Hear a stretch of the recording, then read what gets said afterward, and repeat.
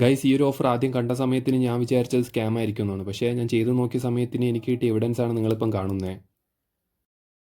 ഇതിനെ പറ്റിയിട്ട് ഞാൻ വളരെ സിമ്പിളായിട്ട് നിങ്ങൾക്ക് കാര്യം പറഞ്ഞുതരാം. അപ്സ്റ്റോക്സ് എന്ന് പറഞ്ഞ ഒരു ആപ്പുണ്ട്. ഈ ഒരു ആപ്പിനെ പറ്റിയിട്ട് നിങ്ങൾ ക്രോം ചെയ്താൽ മതി, കൂടുതൽ ഡീറ്റെയിൽസ് കിട്ടും.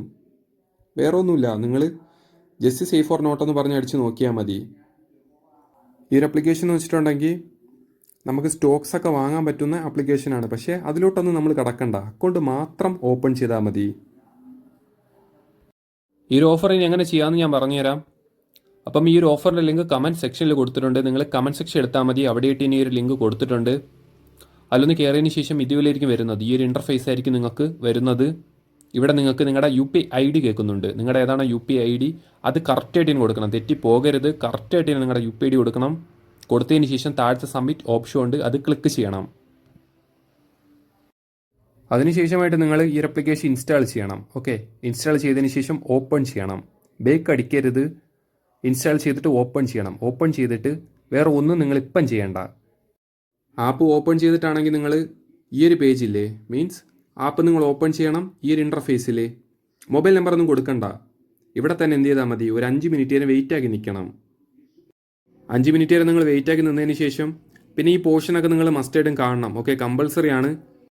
5 മിനിറ്റ് വെയിറ്റ് ആക്കി നിന്നതിന് ശേഷം ഈ ഒരു ലിങ്ക് കമൻറ്റ് സെക്ഷനിൽ കൊടുത്തിട്ടുണ്ട്. കമൻറ്റ് സെക്ഷനിൽ നിർത്തിയതിന് ശേഷം ഈ ഒരു ലിങ്ക് ഓപ്പൺ ചെയ്ത് കയറണം. ഓപ്പൺ ചെയ്ത് കയറുമ്പം ഇതേപോലെ ആയിരിക്കും വരുന്നത്. ഇവിടെ നിങ്ങളുടെ UPI കേൾക്കുന്നുണ്ട്. UPI എന്ന് വെച്ചിട്ടുണ്ടെങ്കിൽ നിങ്ങൾ ഫസ്റ്റ് കൊടുത്തില്ലേ UPI, ഈ ഒരു ഓഫർ ചെയ്യുന്ന സമയത്തിന് ഫസ്റ്റ് കൊടുത്ത UPI, ആ UPI തന്നെ ഇവിടെ കൊടുക്കണം. ഓക്കെ, ഇവിടെ കൊടുത്തതിന് ശേഷം സബ്മിറ്റ് ഓപ്ഷൻ ക്ലിക്ക് ചെയ്യണം. അതിനുശേഷം ഇതേപോലെ ആയിരിക്കും വരുന്നത്. ഓക്കെ, ഇവിടെ വേറെ ഒന്നുമല്ല, ഇപ്പം ആപ്പ് ഇൻസ്റ്റാൾഡ് പെൻഡിങ് ആണ്. ഓക്കെ, അത് സക്സസ് ആവണം. ഓക്കെ, ഇപ്പം കണ്ടില്ലേ, സക്സസ് ആയിട്ടുണ്ട്. സക്സസ് ആയിട്ട് വേണം ബാക്കി ചെയ്യാനായിട്ട്. ഓക്കെ, ഇത് സക്സസ് ആയിട്ടില്ലെങ്കിൽ ബാക്കി ചെയ്യാനായിട്ട് പോവരുത്. ഓക്കെ, കമ്പൾസറി ആണ്. ഇത് സക്സസ് ആയിട്ട് വേണം ബാക്കി ചെയ്യാനായിട്ട്. ഓക്കെ, ഇത് സക്സസ് ആയിട്ടില്ലെങ്കിൽ ബാക്കി ചെയ്യാനായിട്ട് പോവരുത്. ഇത് സക്സസ് ആയി ഒരു ബാക്കി ചെയ്യേണ്ട കാര്യം എന്താണെന്ന് വെച്ചിട്ടുണ്ടെങ്കിൽ ആപ്ലിക്കേഷനിലോട്ട് പോകണം. ആപ്ലിക്കേഷനിൽ ഇവിടെ നിങ്ങളുടെ മൊബൈൽ നമ്പർ കേൾക്കുന്നുണ്ട്. ഓക്കെ, അപ്പോൾ നിങ്ങളുടെ മൊബൈൽ നമ്പർ ഏതാണോ അത് കൊടുക്കണം. അതിനുശേഷം OTP വെരിഫിക്കേഷൻ ഉണ്ട്, അതൊന്ന് കംപ്ലീറ്റ് ചെയ്യണം. പിന്നെ നിങ്ങളുടെ Gmail കേൾക്കും. ഓക്കെ, അതൊന്ന് കൊടുക്കണം. അതിനുശേഷമായിട്ട് കുറച്ച് ബേസിക് ഡീറ്റെയിൽസാണ്, എല്ലാം നിങ്ങൾ നോക്കിയിട്ട് കൊടുത്താൽ മതി. ഓക്കെ, ബേസിക് ഡീറ്റെയിൽസ് ആണ്. ഓക്കെ, സെലക്ട് ചെയ്യേണ്ടതാണ് മിക്കതും. അപ്പോൾ നിങ്ങൾ സെലക്ട് ചെയ്താൽ മതി. അതിനുശേഷം നിങ്ങൾക്ക് ഇവിടെ എന്ന് വെച്ചിട്ടുണ്ടെങ്കിൽ ആനുവൽ ഇൻകം കേൾക്കുന്നുണ്ട്. ഓക്കെ, അതെല്ലാം നിങ്ങൾ കൊടുത്താൽ മതി. കൊടുത്തതിന് ശേഷം സബ്മിറ്റ് ഓപ്ഷൻ ക്ലിക്ക് ചെയ്യണം. അതിനുശേഷമായിട്ട് നിങ്ങളുടെ പാൻ കാർഡ് കേൾക്കും. ഓക്കെ, പാൻ കാർഡ് നിങ്ങൾ കൊടുക്കണം. ഓക്കെ, പാൻ കാർഡിൻ്റെ നെയിമും അതേപോലെ തന്നെ നിങ്ങളുടെ പാൻ കാർഡിൻ്റെ ആ ഒരു ലെറ്റേഴ്സ് ഓക്കെ കറക്റ്റായിട്ട് വേണം കൊടുക്കാനായിട്ട്, റോങ് കൊടുക്കരുത്. ഓക്കെ, അത് കൊടുത്ത് സബ്മിറ്റ് ചെയ്യുമ്പോൾ ഇവിടെ നിങ്ങൾക്ക് താഴെയിട്ട് തന്നെ കണ്ടില്ലേ ഡിജി ലോക്കറിൻ്റെ ഓപ്ഷൻ ഉണ്ട്, അത് ക്ലിക്ക് ചെയ്തതിന് ശേഷം ഇവിടെ നിങ്ങളുടെ ആധാർ കാർഡിൻ്റെ നമ്പറും അതിനുശേഷം ആധാർ കാർഡുമായിട്ട് ലിങ്ക് ചെയ്ത നമ്പറിലോട്ട് OTP വരും. ഓക്കെ, അപ്പം അതും കൂടെ അടിച്ചു കൊടുത്തതിന് ശേഷം സബ്മിറ്റ് ചെയ്താൽ മതി. സബ്മിറ്റ് ചെയ്തതിന് ശേഷം നിങ്ങളുടെ സെൽഫി കേൾക്കുന്നുണ്ട്. ഓക്കെ, കറക്റ്റ് സെൽഫി കൊടുക്കണം. ഇത് KYCക്ക് വേണ്ടിയിട്ടാണ്. ഓക്കെ, അപ്പം ആ ഒരു കാര്യങ്ങളെല്ലാം നിങ്ങൾ കൊടുത്തതിന് ശേഷം ഇവിടെ ബാങ്ക് അക്കൗണ്ട് ലിങ്ക് ചെയ്യണം. ഓക്കെ, 2 ഓപ്ഷൻ ഉണ്ട്. ഒന്നെന്ന് വെച്ചിട്ടുണ്ടെങ്കിൽ മാനുവലായിട്ട് ആഡ് ചെയ്യാം, അല്ലെങ്കിൽ നിങ്ങൾക്ക് ₹1 പേയ്മെൻറ്റ് ചെയ്താൽ മതി. ഓക്കെ, അതാണ് ബെറ്റർ. നിങ്ങൾ GPay വെച്ചതിന് ശേഷം ₹1 പേയ്മെൻറ്റ് ചെയ്താൽ മതി. ഓക്കെ, നിങ്ങൾക്ക് റീഫണ്ട് ആയിട്ട് കിട്ടും. ബെറ്റർ അതാണ്. ഓക്കെ, നിങ്ങൾ ₹1 പേയ്മെൻറ്റ് ചെയ്താൽ മതി, റീഫണ്ട് ആയിട്ട് കിട്ടും. ഓട്ടോമാറ്റിക്കായിട്ട് തന്നെ നിങ്ങളുടെ ബാങ്ക് അക്കൗണ്ട് ഫെച്ചായിട്ട് ആഡ് ആവും. ആ ഒരു കാര്യം നിങ്ങൾ ചെയ്തതിന് ശേഷം താഴത്തെ സബ്മിറ്റ് ഓപ്ഷൻ ഉണ്ട്, അത് ക്ലിക്ക് ചെയ്യണം. ക്ലിക്ക് ചെയ്തതിന് ശേഷം ഇവിടെ കണ്ടിന്യൂ ഉണ്ട്. ഓക്കെ, കണ്ടിന്യൂ ഒന്ന് ക്ലിക്ക് ചെയ്യണം.